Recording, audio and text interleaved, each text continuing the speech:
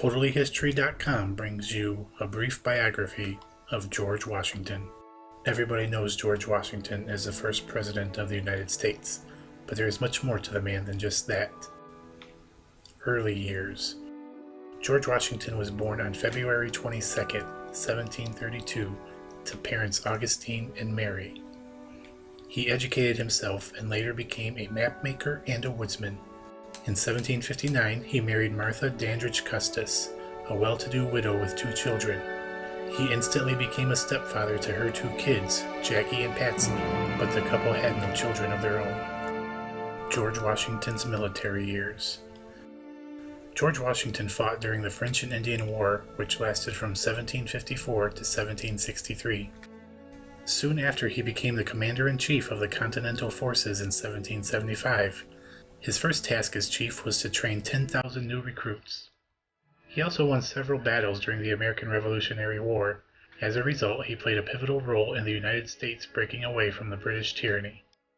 Washington was known as a persevering leader who helped inspire and motivate his men, even in the harshest and most hopeless of conditions. George Washington's accomplishments. As you might expect, George Washington was a very accomplished man. One of his most notable accomplishments was that he was the leader of the Continental Army during the American Revolutionary War. His leadership skills helped his men and the American forces in general forge ahead to victory against the British.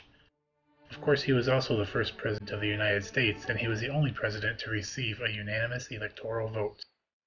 George Washington signed the Jay Treaty in 1795, which was a treaty between the new United States and Great Britain. It is credited with bringing an end to the American Revolution. It was also the beginning of a decade of peaceful trade between Great Britain and the United States.